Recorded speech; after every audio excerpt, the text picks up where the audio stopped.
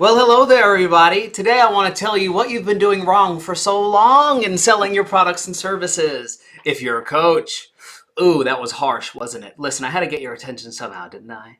But in all actuality, in all seriousness, I wanted to come on here to really discuss the biggest mistake that I see a lot of coaches making when crafting their sales presentations.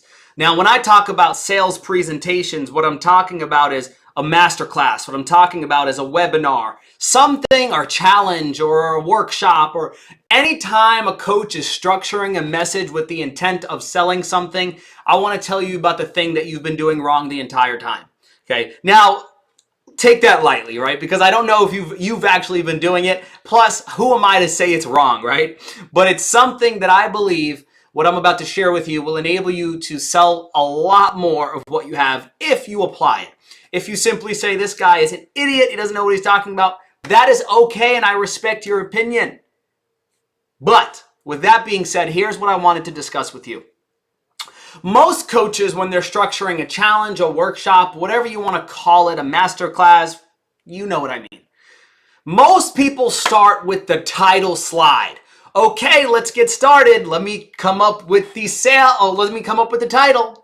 They come up with the title, they craft this. Learn how to overcome your limiting beliefs and live freely. It's so aspirational. It makes me feel great. And then they go, okay, now I'm going to go to the next slide, and then I'm going to build the next slide, and then I'm going to go into secret number 1, and then I'm going to go into secret number 2, and then I'm going to go into secret, and then I'm going to do the transition, and then I'm going to sell my stuff. Can't wait to make the money. That's what we do, right? That's what I did for the longest time. And my bank account was very sad. Guys, I remember last year, before I learned this skill, I went through a Jack's fast food restaurant. For those of you that don't live in the South, Jack's is a fast food restaurant that is only in the South. Guys, I was so broke. I went to a Jack's restaurant. I said, let me get a cookies and cream milkshake. I got to the cash I was in drive-thru. I got to the window. They said, sir, it's $2.69. So I handed her my card. She swiped the card. She said, sir, I'm sorry to tell you, but car's been declined. I said, the machine must be broke. And she said, no, sir, it's been working all day. I said, here, try one more time. She swiped it. Declined, sir. I'm sure it's just the machine. Here, I'll even let you try this other card. So I handed her a credit card rather than my debit card. Sure enough, she swiped and it went through. I said, oh boy, it wasn't the machine. I got some problems here. So I went and I looked at my Chase bank account and I had negative $7 in my account. And the skill that I'm about to teach you is what reversed that for me. And I'm not going to sit up here and tell you that I've generated $1 million in my business or anything. No. Last year in 8 months, I generated $35,000. But how did I do that? Simply by selling one-to-many and predominantly selling a $297 per month package. Okay, so that's what I did. So I'm not one of those guys on Facebook that's going to tell you, my business is amazing. I've sold $2 million. Nah, what you see is what you get. But what I do know is how to do this. I know how to speak in a way where somebody's subconscious mind takes instructions from what I say. And as a result of those instructions, they act on them. So here's what we do. We never begin with the beginning of the presentation. So if you are a coach, if you are a speaker, what you must do is begin with the end in mind. End in mind, not end mind, end in mind. What do I mean? This is the question that you have to answer. What is the desired action that you want the audience to take as a result of listening to your message? I'm going to say that again. What is the desired outcome? The desired result? What do you want the audience to do as a result of listening to your message? That could be a plethora of things. That could be buy your course. That could be buy your program. That could be enroll into your new mastermind. That can be to go and change their habits. That can go to buy some llamas. That can mean a whole array of things, right? But what most people fail to do is they build out their entire presentation. And then they get to the transition. And they say, oh, what am I going to sell? No, that is where we start. That is where we start, because we must begin with the end in mind, and here is what we do next. So once we have the desired outcome, then the next thing we have to ask ourselves, well, okay, if I want my audience to take action on this, and I want them to do this, what could potentially stop them from doing that thing? Or in other words, what are the objections that my audience will have to them taking action on my desired outcome? Pause, comma, time out. We only desire people to do things that we want them to do if it is for the betterment of them. We never sell anybody anything that will not change their life for the positive. Okay? Time in. Play ball. Okay, so first thing is, what is the desired outcome? Number two, what are the objections that that person will have that will stop them from taking action on that desired outcome? In other words, what are some objections that they might have when you drop the price? What are some objections that they might have when you ask them to change their habits? What are some objections that they might have when they say, when you tell them to go buy llamas in the Sahara Desert? Right? So what are the objections that will come up? So let's say my desired action is, I want you to buy my online course. An objection that might get in the way of that is, well, you might say, I don't have the money. You might say, I don't have the time. You might say, I need to talk to my spouse. You might say, I just had a baby. You might say, now's not the time. You might say, Christmas is right around the corner. You might say all of these different things.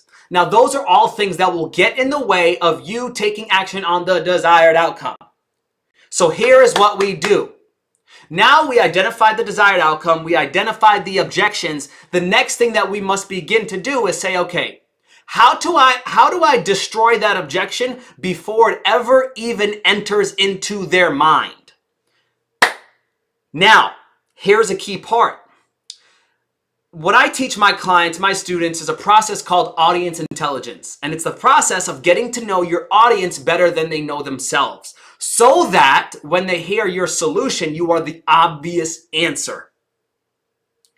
Because nobody gives a rat's ass about you. My mentor, Les Brown, said, Devin, nobody gives a rat's ass about you. They only care about three things.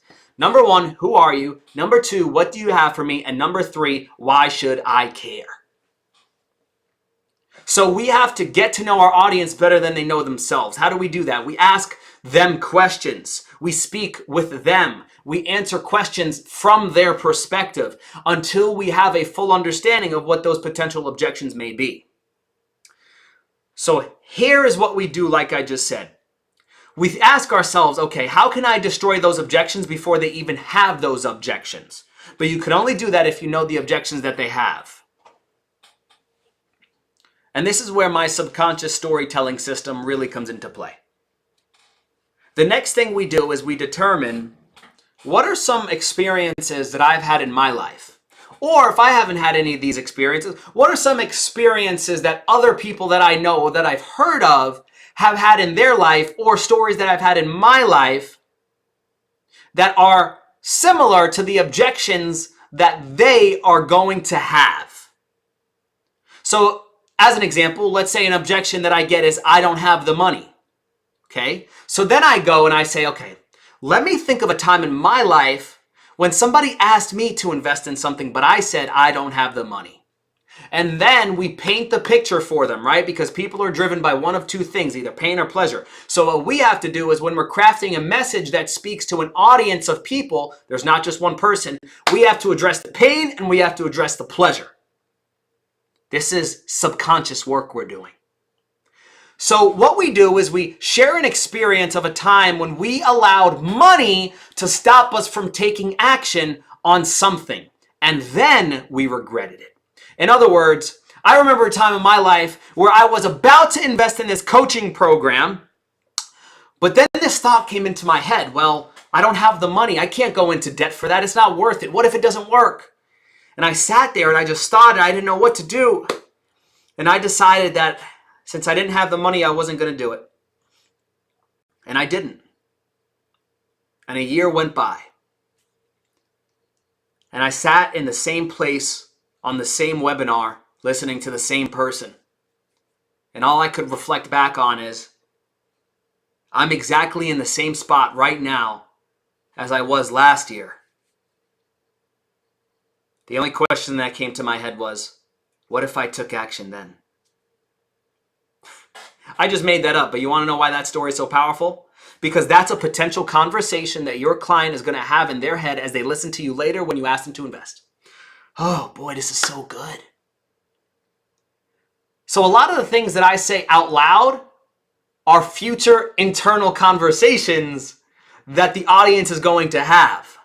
But what I'm doing is I'm disrupting their normal subconscious programming and reprogramming it with new instructions as I speak. So I paint that negative picture of how I did not invest because of money, and there was some negative result because of it. So I address the pain. Boom. Now they say, oh boy, I don't want to end up like that.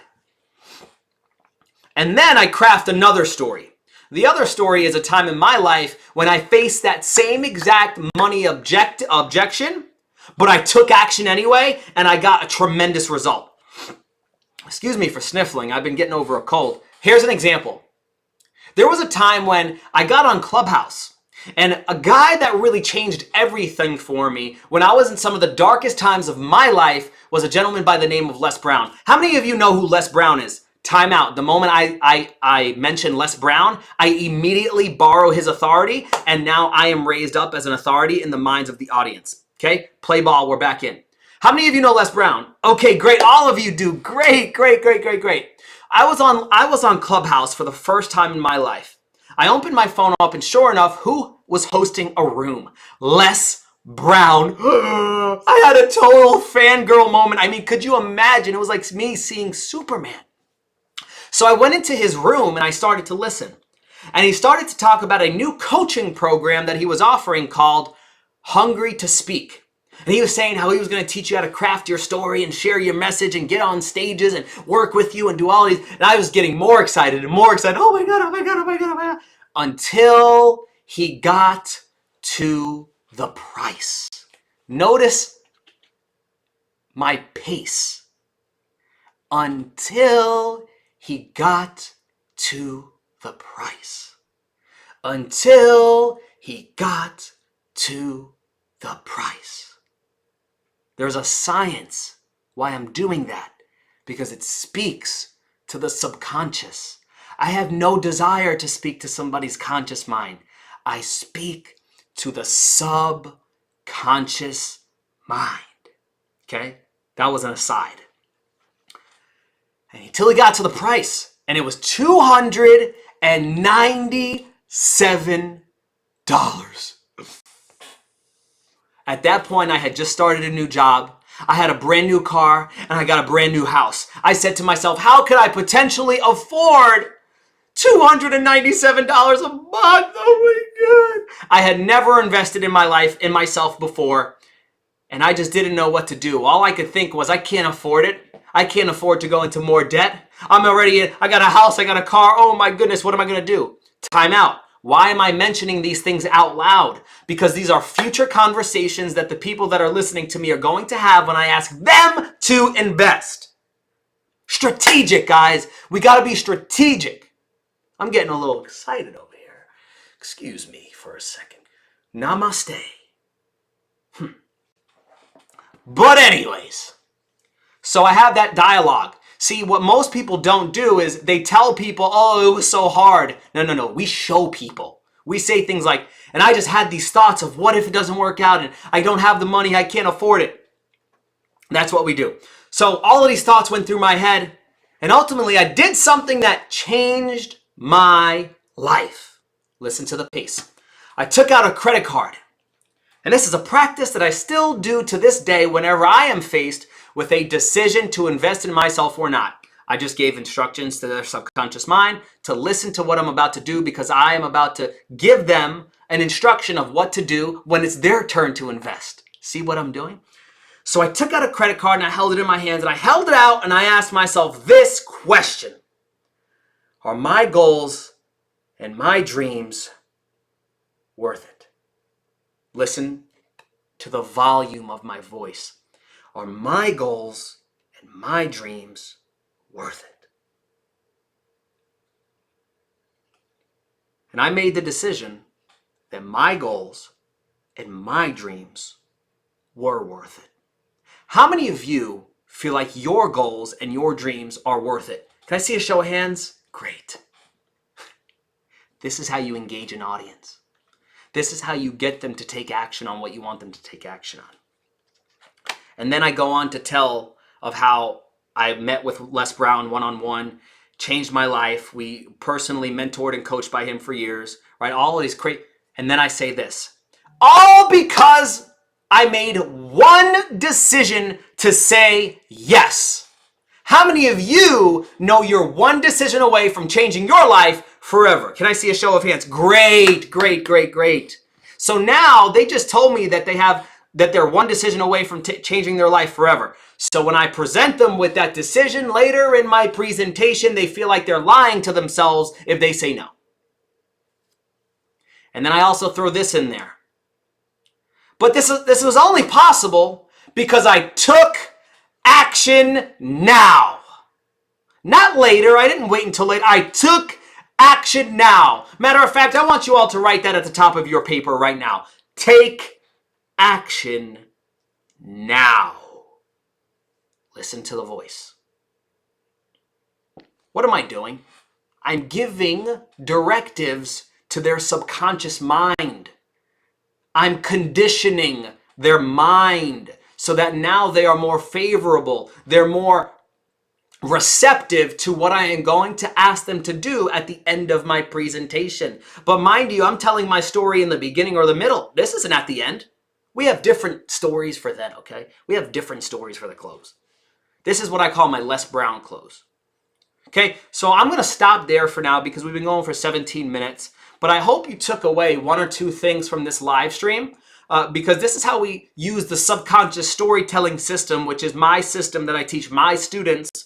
And if you want to learn more about it and you want to take your game to the next level and not just make more money, but learn how to structure a presentation that truly gets people to take action, reach out to me. If not, I love you anyway, and I'm going to continue providing you value because what other way to show you that you should trust me than to give you stuff for free? I love you. Merry Christmas, Merry Kwanzaa, Happy Hanukkah, everything in the book. I appreciate you all for watching. Have a good night. Bye-bye for now.